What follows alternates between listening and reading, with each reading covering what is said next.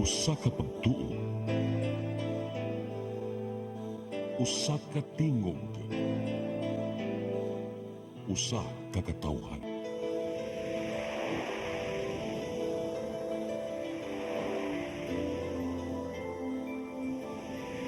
Cebu Catholic Television Network.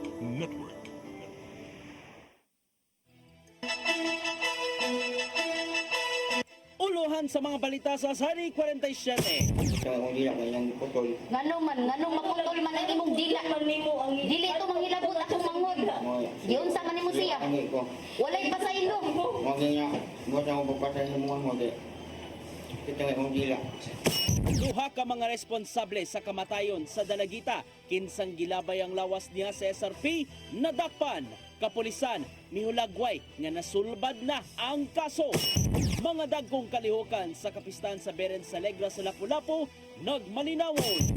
Duha ka mga Korean nationals, gitulis sa mga wa mailhing tulisan. Ilid nga bahin sa Mandawi City Hall, hapit masunog tungod lang sa nag-welding. Sugbo, Kabisayan ug Mindanao, Pilipinas ug katawhan kutos maabot sa tong Sibya sa tibuok kalibutan mayong hapon. Live kita karon sa CCTN Channel 47 ug kini ang tulumanon sa nag-unang kasayuran nga angay natong masayran. Sa nga ni Attorney Danica Caballes, ako si Dennis Tabar ug kini ang Sayre 47.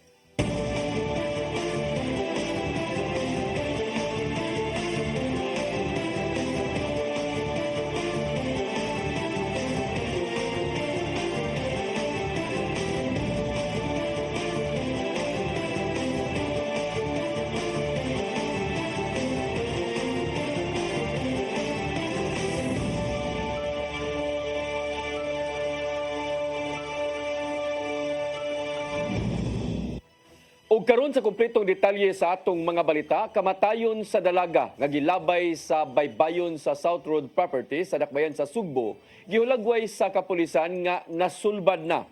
Suspek miangkon sa iyang pagpatay sa biktima. Human nga paaka ang iyang dila nga mohinungdan nga kini naputol. Ang kasayuran ihatod ni Arnold Bustamante.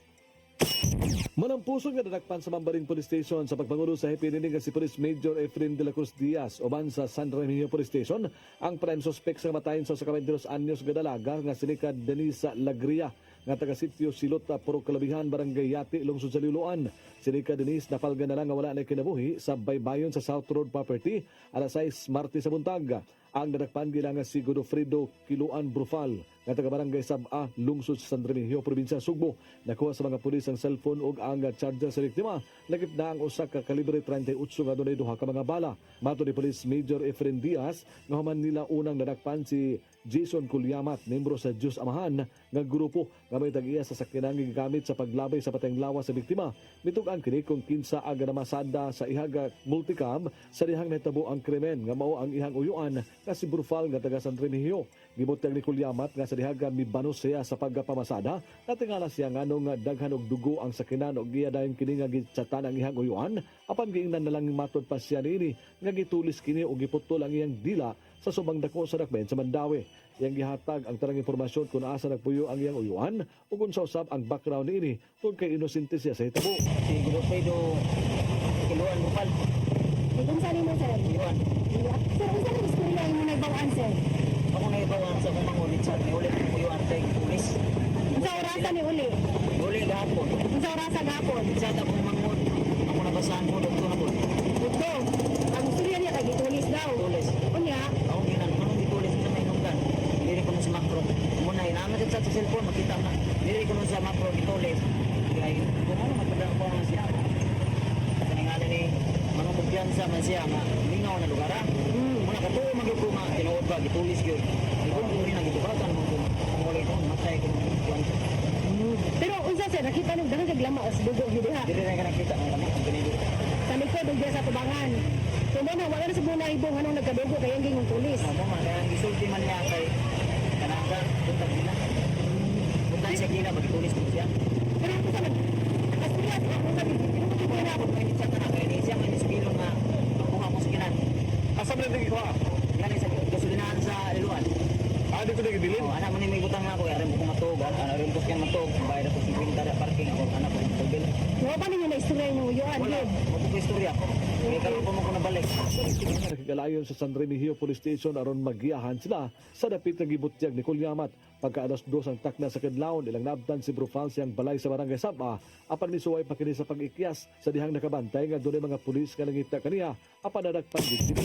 Yes ma'am, tungod atong nakuha na to kagahapon na na-flag down na to sa may konsolasyon. Tungod na to, nakuha na to ang suspect sa pagkamatay ng victim sa SRP na tinapon. Ako question nga nang himuging anak pagpatay ang akong manuhon. Bisag iya na ito Mahal, sa sala niya. Wala na sila akong manuhon. Pamagi ko kagit na sa Diyos. Pinanggat na ang manuhon. Upat ka mong bata sir, polis ni mo ng mga itong anak. Tagayin, dito ba? Kaninda ni Gatik ako. Magkakaroon ka! Pagkita ni mo na eh. Pero kita ba? Hindi ka tumutol. Hindi ka pamilyado. Wala ka pamilyado. Kabuhatan ni Police Colonel Antonio Cañete o Cebu City Mayor Raymond Alvin Garcia, nagkita sila sa tulo ka igsoong babae o amahan sa biktima. Di nila kini nga gisudyaan sa gihimo sa suspitsado. Misuway pa sa pagpangayag pasaylo si Godofredo o gipasabot nganong nga nahitabo niya ang krimen. Kay matud niya, gipaak ang iyang dila nga miresulta sa pagkaputol niini. Iya matud pa kini nga gituok ang liog hangtod nga nakabsan sa kinabuhi o gidala niya sa SRP o didto ginabay sa dagat. Ako kauban. Maro nga, nabuhat ako mo iso, pasayo ay ako niya daan. Tungod, ako tambuhat ko na ato, mag-intenso mo, akong patyon. Sakit ang akong dila, kaya iyang iputol. Ngano man lagi man ang imong dila. Man nimo ang Dili ko man ginabot akong mangod. Pasayo ay ang ko. Walay pasaylo. Mga nga, buhat ako pagpatay sa mga hote. Sakit ang akong dila. Ngano pahiton man kanila Ano ba iton man kaniya? Giunsa man nimo siya? Agdan di mo siya. Pahiton ka. Wala ko, Kahit na ilang mangod nimo. Wala na nimo ilagdi. wala ko silabti. Ilagdi. Giunsa man nimo? Ngano man wala nimo siya gihunong sa iyang padungan. Ingong sa ato sa nasa siya. Tungod sa naling pagkasikop sa suspitsado, gihulagway sa hipis sa CCPO, Police Colonel Antonio Cañete, kasulbad na ang maong krimen o gidakdang ila kining pagsakaan og kaso. Magpaabot usab sila sa resulta sa autopsy sa PNP Forensic Unit aron mailhanon sa hinungdan sa kamatayon sa biktima. Several possibilities of cases that we might be facing before the prosecutor. First, rape with homicide, dependent upon the result of the SOCOTIM, which I have to receive yet. Second, there might be a crime of homicide and theft. Kung patay na, ikuha niya ang cellphone. Or robbery with homicide, kung buhay pa ikuha niya cellphone with force with intimidation of force or violence against the victim. Nakadaig si Mayor Garcia sa kapulisan sa sudad sa Sugbo sa daling pagkadakop sa suspitsado. Tungod nini iyang hatagan og pasidungog ang mga pulis sa Mambaling, dungan siyang saad nga dugangan niya ang sakinan sa kapulisan sa Dakbayan sa Sugbo. Of course, that goes without saying. Sila magyud ang may unsay tawag ani, they did the dirty work, no? Sila gyud ang nagkuhan sa Mambaling. So wala nga kanilang mga request na gidako ng mga sakyanan ug unsa pa na diha. Ato gining ihatag gyud dayon, Colonel, no? Para you can really do your job even better. Ikuutusam siyang kaugalingon nga kwarta ang mayor o gitunol sa pamilyang Lagria isip financial assistance alang sa gasto sa pagpanubong sa biktima na si Nika Denise. Arnold Bustamante, CCTV.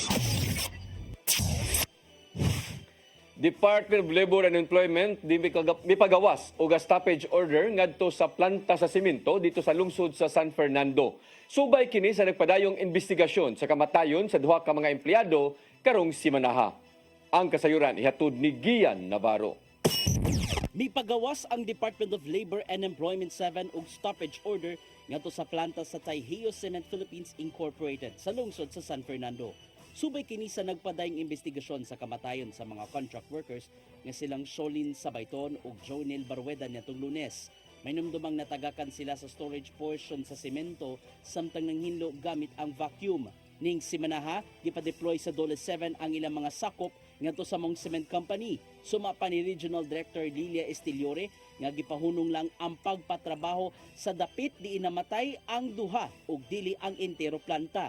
Gawas sa mong mando, pahamtangan usab sila og multa ubos sa Department Order 198. Ano na basta any fatalities or serious accidents, so natay penalty nga 100,000 and the stoppage order. Apil silang investigasyon mao ang pagsusi kung aduna bay laing dakong talubagon ang kumpanya. Libkason among stoppage order kung adunay mga angayang kurihian sa safety protocol. Hearing pa na nato, niya tanawin sa nato ang cost, ang iyang group cost, and then all the corrective actions that they need to undergo. Sa kinakalang statement, makigalayon ang Tayheo Cement Philippines Inc. sa contractor aron subayon ang panginahanglanon ngadto sa nahabiling mga kabanay. Subayon nila pagbalik ang safety protocol sa ilang trabahoan aron mapahugtan pa ug dili na mausab ang insidente. Gian Navarro, CCTN News. Giproseso na ang payroll alang sa Christmas bonus nga madawat sa mga magtutudlo sa dakbayan sa Mandawi. Samtang giauhag ang uban nga mga senior citizens nga kwao na ang ilang ayuda aron makahimo og liquidation ug makapagawas og laing pundo alang sa mga magtutudlo. Ang kasayuran ihatod ni Mary Rose Sagarino. Ana-ana sa accounting office sa City Hall ang payroll alang sa assistant sa mga teaching ug non-teaching personnel sa DepEd Mandawi. Mato ni Julia Ballesteros ang assistant city treasurer nga human sa accounting ipasa pa kini ngadto sa office of the mayor aron mapirmahan dayon ipasa ngadto kanila alang sa pag-cash advance. Human niini mutino na sa schedule sa pag-apod-apod sa ayuda. Makadawat og 10,000 pesos ang mga DepEd personnel. At least kung naanay payrolls, makakuan ni kanu sa ana mo ipang hatag sa schedule nato. Ang paghatag og cash assistance nalakip na sa tinuig nga budget sa Mandawi tungod usa na kini ka ordinansa. Pagpasalamat na usab sa serbisyo sa mga magtutudlo. Apan una pa makapagawas sa pondo mato ni Ballesteros nga kinahanglan silang makapahigayon og liquidation sa nahatag nga financial assistance alang sa mga senior citizen. Busa giawhag ni Ballesteros ang mga senior nga wala pa nakakuha sa assistance ato sa ilang schedule nga distribution sa pagkuha na ngadto sa City Sports Complex o sa ilang buhatan sa City Hall. Dapat mag-claim na nila kay tungod sa atong pagkanang kuan sa liquidation kay para makakash advance na sad ang atong mga disbursing. Ang pagpanghatag sa ikaduhang hugna sa assistance sa senior nga nagkatidad og 5,000 pesos gisugdan niya atong Nobyembre 12. Mary Rose Sagarino, CCTN News. Konsyal John Alcober miauhag sa kagamhanan sa dakbayan sa Sugbo nga magbaton og standardized nga uniform alang sa mga traffic enforcers sa CCTO. Kini aron dili mosamot ang kalibog sa mga motorista diha sa gawas. Ang kasayuran ihatod pagbalik ni Mary Rose Sagarino. Kinahanglang magbaton og kaugalingong uniform ang mga sakop sa Cebu City Transportation Office sa higayong moresponde sila sa karsada. Sa privilege speech ni Consul Pastor June Alcover, nabantayan niya nga naglibog ang katawhan kung asa kanila ang mga traffic enforcers sa CCTO. Tungod kini sa kakuwang sa standardized uniform sa mga enforcers aron mas dali kining mailhan sa mga motorista ug mga nangagi sa karsada. Ilabi na nga daghang mga enforcers sa ubang buhatan ang nagbantay sa karsada sama lang sa Road Management Authority ug Cebu City Probe. Naapod ubang CCTO personnel sa dili parehas og uniform sa uyang mga kaubanan na magsuot og red, green, gray, lain-lain color na lang. Napod mag-vest sa mga personnel niini. Mr. Chairman, this is a concern regarding the professionalism in public service. Asoy usab ni Konsyal Joy Pesquera nga makatabang usab ang kaugalingong uniforme aron ikapasigarbo ngadto sa gawas. Kinahanglan usab nga matino kung unsang matang og kalidad sa uniform ang haom gamiton sa pagresponde. Because it's not a question of no money, Mr. Chair, because all of the employees are provided uniform allowance. It's just that some would just maybe scrimp on the budget so that they will be able to utilize it in some other needs. Gibutyag usab ni Consul James Cuenco nga gigahinan na sa kagamhanan sa syudad ang budget alang sa CCTO uniform sunod tuig. Sa higayong maaprobahan ang annual budget, gilauman nilang magamit ang mga uniform sa first quarter sa tuig 2025. We are really concerned about this and following it up, and we hope that everything will be put in order. But just the same, I agree with the motion of Member Alcover for the CCTO to make this their priority. Hinuon na aprobahan na sa Konseho sa Syudad ang maong hangyo ubos sa resolusyon ni Alcover. Mary Rose Shagarino, CCTN News. Gipasalamatan sa kadagkuan sa Metropolitan Cebu Water District ang kasamtangang mga opisyal sa Sugbo human sila gipanalipdan. Atol kini sa ilang kasaulugan sa ika-50 nga anibersaryo kagabi, dinapil sa mga nanambong silang Cebu City Mayor Raymond Alvin Garcia o Governor Gwendolyn Garcia. Gihangop ni MCWD General Manager Edgar Donoso ang nahimong lakang sa mga opisyal aron magpadayon ang operasyon taliwa sa hulga gikan sa miaging liderato sa dakbayan sa Sugbo. Gimug-atan ni Mayor Raymond Alvin Garcia nga ipalabi sa kanunay ang diplomasiya alang sa kaangayan sa kinabag-ang katawhan. Mipasalig ang chairman sa MCWD nga si Miguelito Pato nga makapadayon sa paghatag og maayong supply sa tubig pinaagi sa pagbaton og alternatibong tinubdan niini. Samtang giatagan og pasidungog gikan sa MCWD ang tanang mga stakeholders. Ingon man ang mga sakop sa media, dinapil niini ang CCTN 47.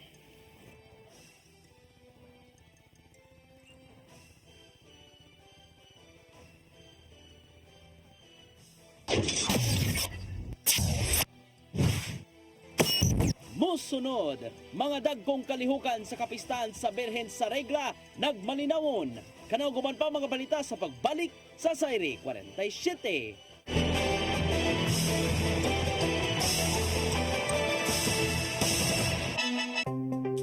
Discover the beauty of the Philippines.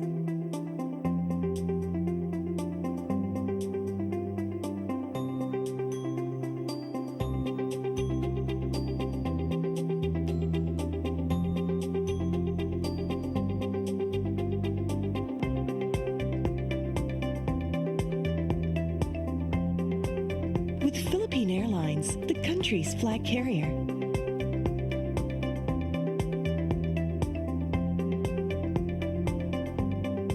The airline that lets you feel the warmth of the nation.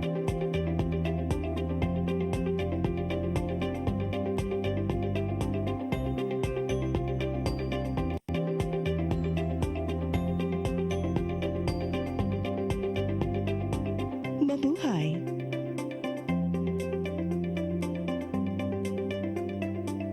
Start today. Unlock the secret to a healthier you. You're worth it. Health is wealth. Health Plus. CC Flow and Health Lift Plus. Health is wealth. Your path to a new start. Nutrition, Exercise and elimination. water, Sunlight. temperance, Air.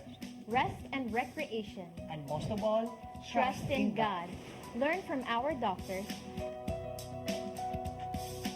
Be blessed by the testimonies of our overcomer. Ang inyong programa, Alam sa may sakit, walay sakit, ug dili ganahan magkasakit. Ozone Med Wellness Clinic New Start. Napapanood every Saturday 8 to 9 a.m. Og ang replay airing matag Miyerkules 1:00 hangtod 2:00 sa hapon. Dinhilang sa CCTN Channel 47. New Start, Ozone Med Health and Wellness Talk. Migo George! Oh, ako? Naon sa maning tanawan eh, oh. Kalma lang ni Godido. Saya ko nito. Ano mas kasusiling? Sayo na. Kano sa ba ka mo mabutan? Murag mao siguro na inyong hiwata. Oh, pagdagsa mo ni.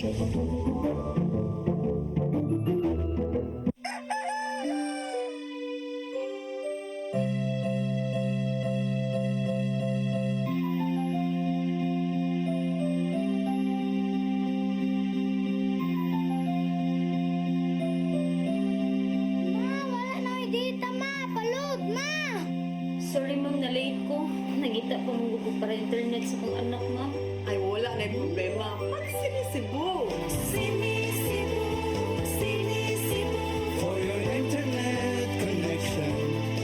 And for the signal of your cable TV. So fast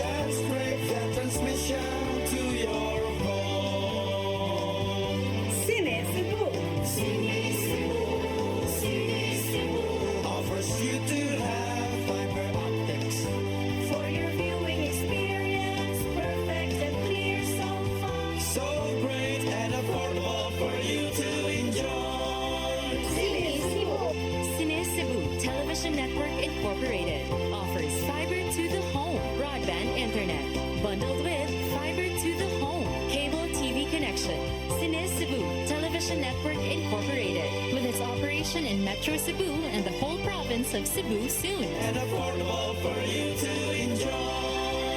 Cine Cebu.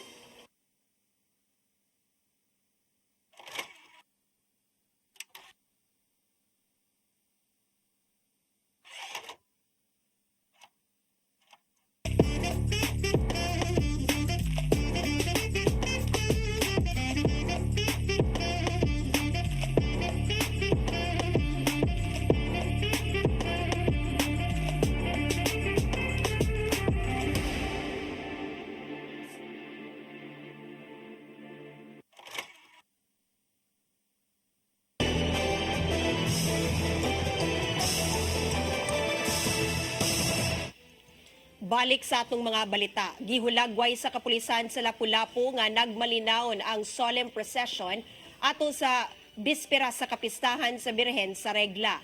Samtang gikoronahan na ang bag-ong binibining Lapu-Lapu 2024. Ang kasayuran ni hatod ni Crystal Joy Pelerca.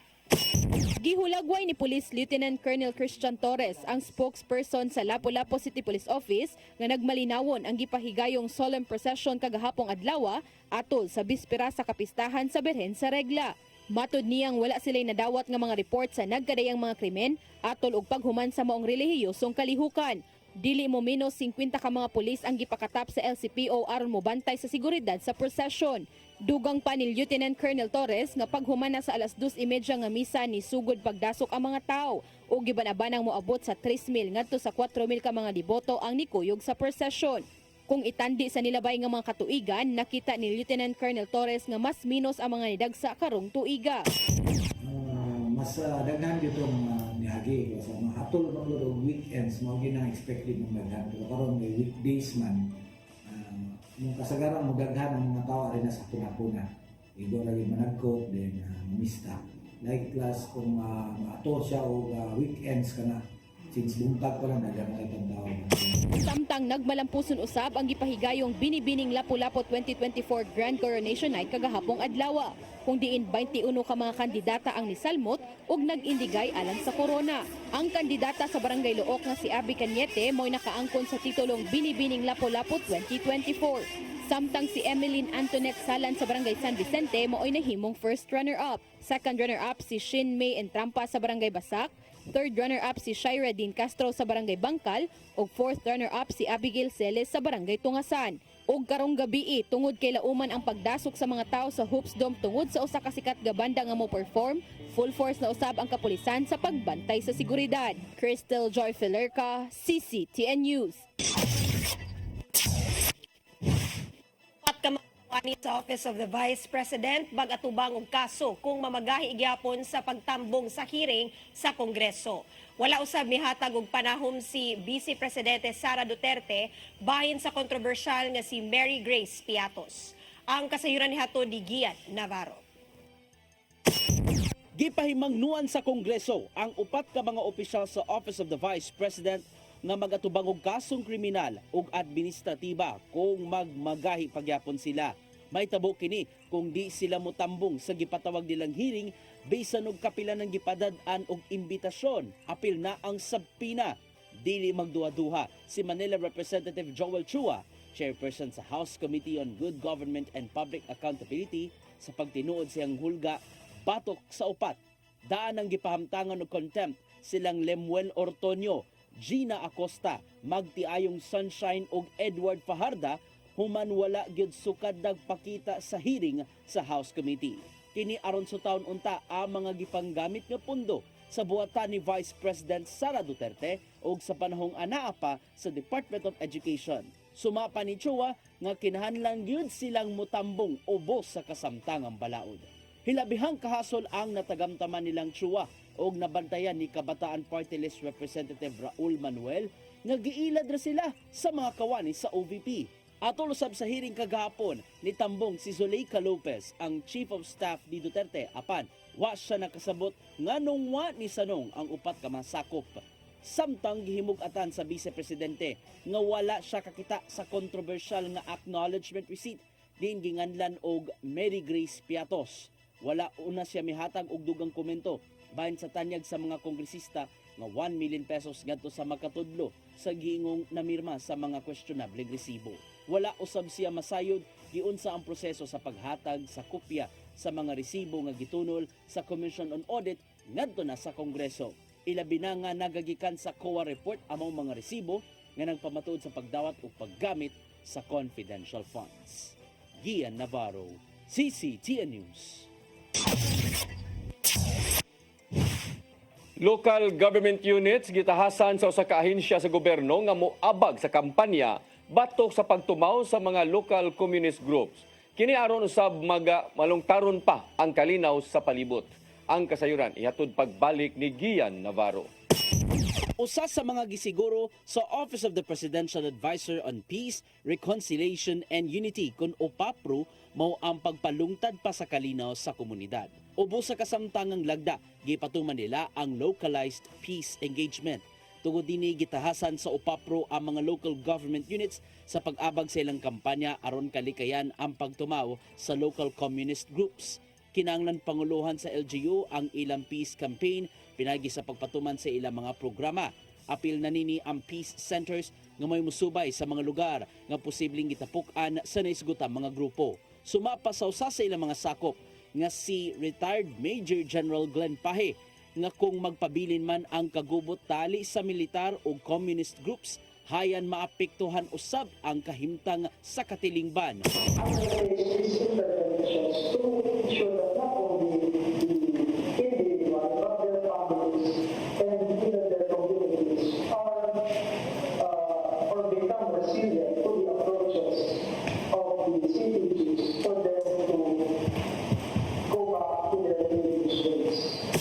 Kabisayan, usa sa mga gitutukan sa OPAPRO mao ang Panay ug Negros Island diin gitumbok nilang kuta sa mga communist groups. Suma pa nila nga hugot nilang gibantayan ang pipila ka mga LGUs hangtod nga masulbad ang problema bahin sa insurgency.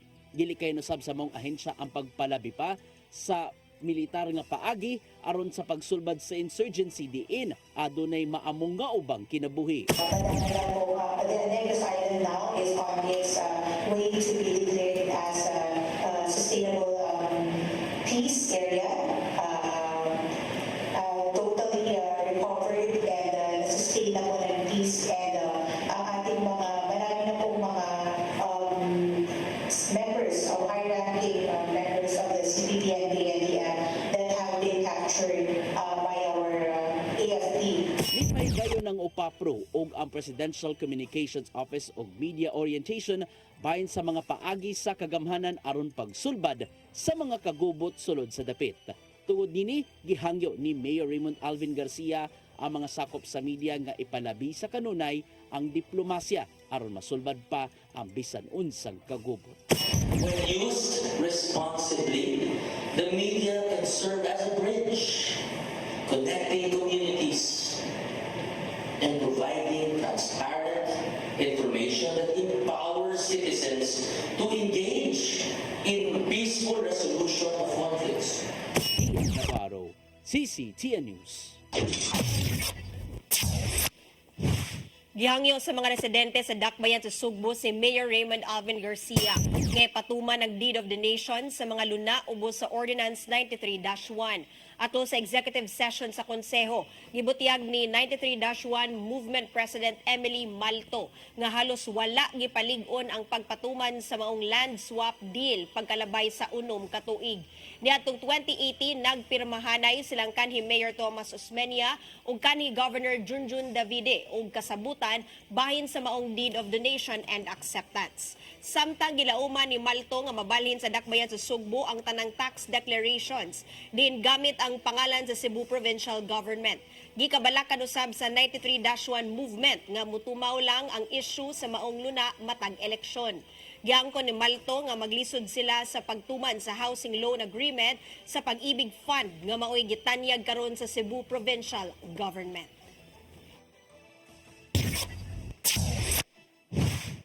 Gikonfirmar sa Indonesia ang planong ibalhin sa pagdumala sa Pilipinas ang nalakip sa death row nga si Mary Jane Biloso.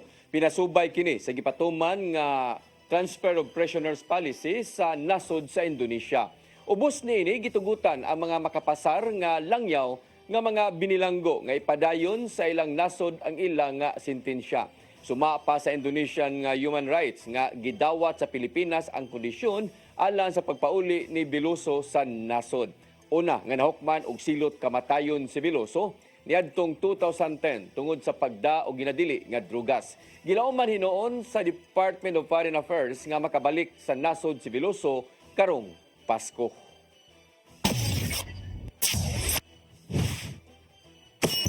Musunod, duha ka mga Korean nationals gitulis sa mga wa mailhing tulisan. Samtang kilid nga bahin sa Mandawi City Hall, hapit masunog. Kanaguban pa mga balita sa magbalik sa Sayri 47.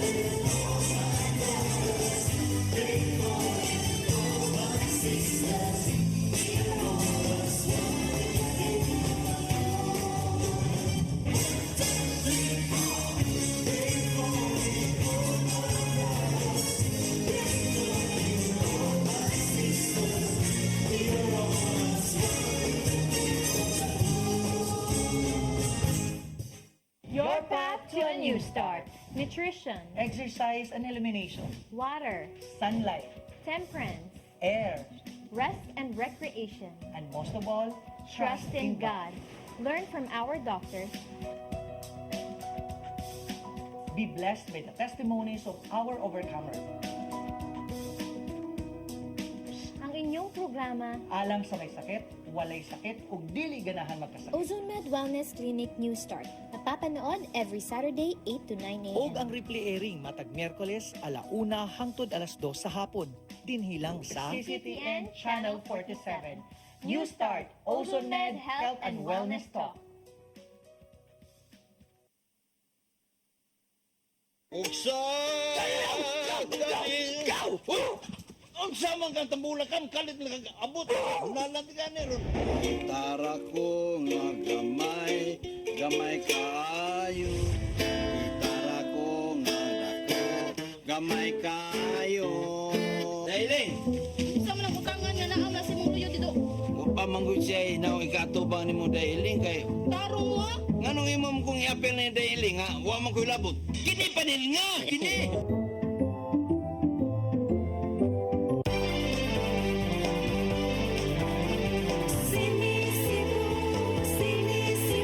For your internet connection and for the signal of your cable TV, so fast and spread the transmission to your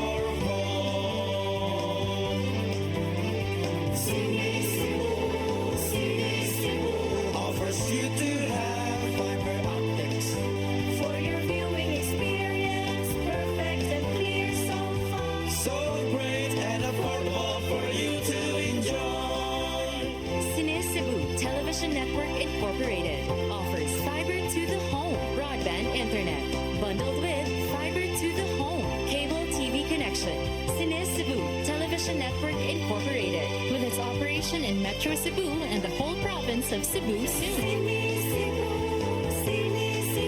For your internet connection and for the signal of your cable TV. So fast and swift the transmission to your home.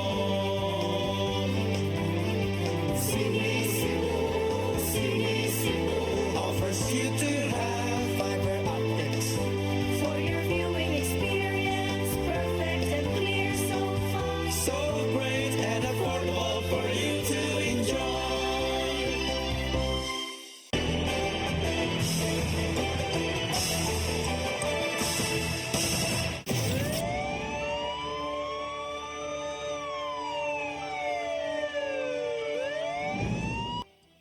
Balik sa ato mga balita, duha ka mga Korean nationals gitulis sa unom ka mga armadong lalaki sud sa ilang giabangang panimay sa barangay Maribago, dakbayan sa Lapu-Lapu.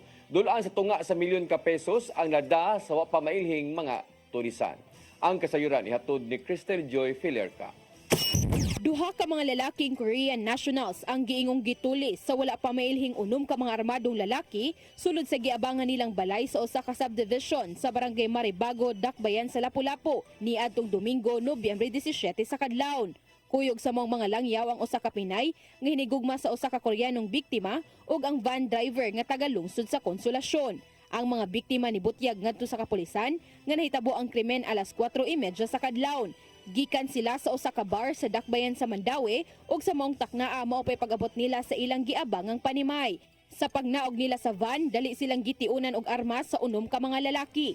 Gigapos sila ug gitaptapan og plastic bag ang ilang mga naong. Dayong pugsanong gipasulod sa panimay ug gipangayuan og kwarta. 300,000 pesos ang nakuha sa usa ka Koreano, samtang 150,000 pesos ang nakuha sa lain pang Koreanong na biktima. Lakip usab nga gidagit ang cellphone sa usa sa mga biktima, samtang nakuhaan usab ang Pinay og 5,000 pesos. Matod ni Police Lieutenant Colonel Christian Torres, ang spokesperson sa Lapu-Lapu City Police Office, nga hangtod karon nagpadayon pang ilang investigasyon ug wala pa mailhi ang mga suspitsado. Tungod kay walay nakuha nga CCTV footage sulod sa subdivision nga makatabang sa ilang investigasyon. Subdivision puro not functional gikan sa gate sa ilahang resort sa ilahang subdivision hangtod dito sa mga balay. Ang ito ilang ipuyan, ang mga silingan, ang mga CCTV, pero not functional siya. Anong magiging nakuha ng mga CCTV within the zone. Apan nasubay na nila ang CCTV gikan sa second bridge nga mo'y giagian sa mga biktima hangtod na sa subdivision. Ug nakita nilang adunay motorsiklo nga gimaneho sa usa ka tawo ang nagsunod kanila. Sa dihang nakasulod na sa subdivision ang van nga gisakyan sa mga biktima, nibalik na sa agi ang maong motorsiklo. Sigon pa ni Lieutenant Colonel Torres nga posibleng anaan na daan ang mga suspitsado sulod sa subdivision ug kadtong nagmotor mo inihatag og impormasyon kanila. Gidugang paniya nga usa-usab sa ilang tan-awon kung nganong usa ka cellphone ra ang gidala sa mga suspitsado, ilabi na nga aduna pay ubang mga gadget sulod sa panimay sama sa laptop. Tanang laptop, tanang cellphone, nganong katorang yung usap ang gikuha ng cellphone. Di man sad mo divulge ning Korea National katong gikuha cellphone, nganong sa tanang cellphone iya kana ra yung cellphone.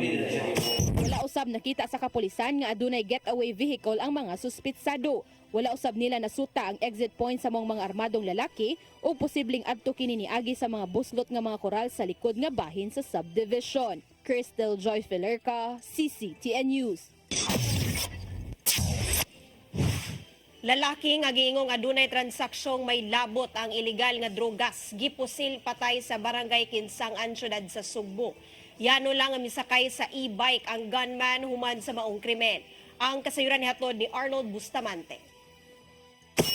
Patay ang usa ka 29 anyos nga lalaki human po sila sa wala pa mailhing mamumuno alas 6:40 gabi sa F. Haka Street, Barangay Kinsangan sa Dakbay sa Sugbo. Ang biktima gilanga si Jaquil Rosasenia, residente sa sitio Santo Niño, Barangay Mambaling sa Dakbay Sugbo. Sa investigasyon sa Inayawan Police Station sa pagpangulo ni Police Major J. Basitao, nga nakadawat sila og tawag sa telepono nga dunay lalaki nga gipusil sa mga lugar. Dali nga miresponde ang mga investigador ug ilang naabtan ang biktima nga nag-ubo nga wala na kinabuhi ug doon na pinusilan sa lawas. Sigon sa mga nakasaksi nga samtang naglakaw ang biktima, Dunay misunod niya nga tao nga nagsulo og itom nga jacket og nagmaong pants nga naka-face mask og itom ug dayon nga pusil gamit ang kalibre 45 nga pistola. Dali nga misibat ang suspitsado og misakay matud pa kini og usa ka e-bike ug mipalagan paingon sa wala matino nga direksyon. Base sa himong background investigation sa Iniwan Police Station nasuta nga walay record ang biktima sa estasyon apan ilang nahibawan nga naabot kini sa dapit kay duna kini gikatransak matud pa sa illegal nga drugas. Nagsuryan na to ang igsuonan ng biktima. Nagtingapod ingon sa anong nagtingapod sa ngano naabot diri mo to mong gipangutana niya ingon sa basin naabot na dira ma'am kay naanay ka transak kunya ang nakuha na to nga information positive yun na siya ka transak unya ingon po tong isuon nga di na niya first time allegedly before hapit po daw na gipusin. Gawas niini nasuta usab nila nga nakautang og dako ang biktima sa usa ka drug personality human nga wala makarimit og gipaningil na kini sa iyang dakong nakuha nga balor sa illegal nga drugas. Doon na nagiila nga suspitsado ang kapulisan sa Iniwan apan nagdumili lang una sa pagbutyag si Basitaw sanglit nagparayan pa karon ang ilang gihimo nga manhunt operation.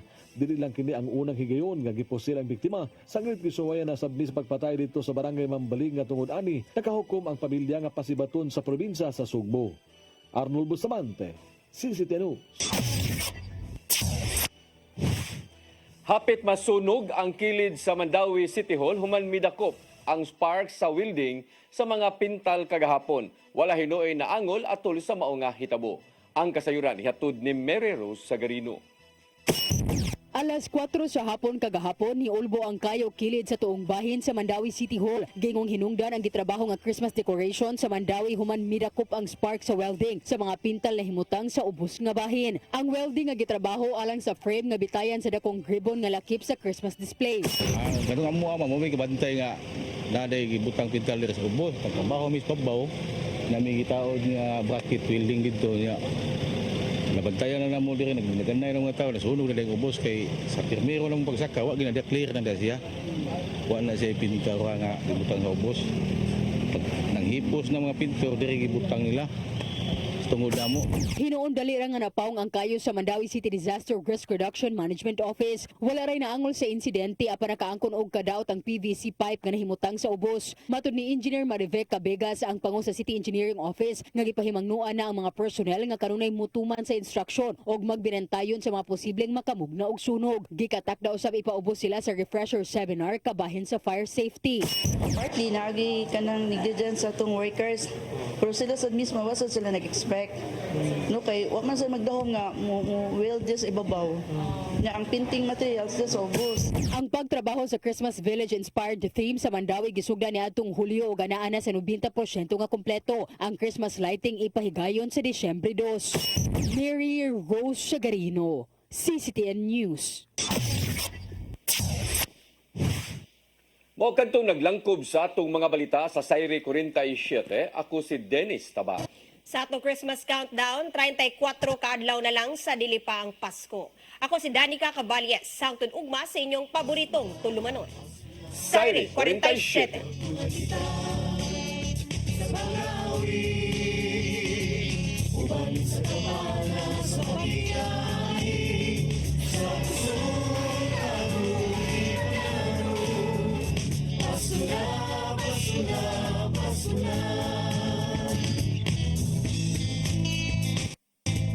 Gugma ang alay na kong kaambi sa iksultan hubo gutom sa pagmahal kay kaniya mo lang mapatayag usay kahulugan sa Pasko ito sa pasungan nagpagkatao ang atong Ginoo.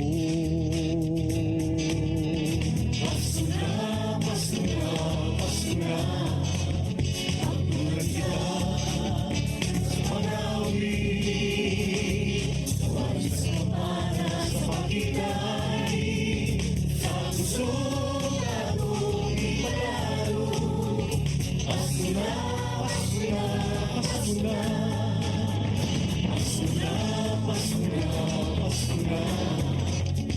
Start today.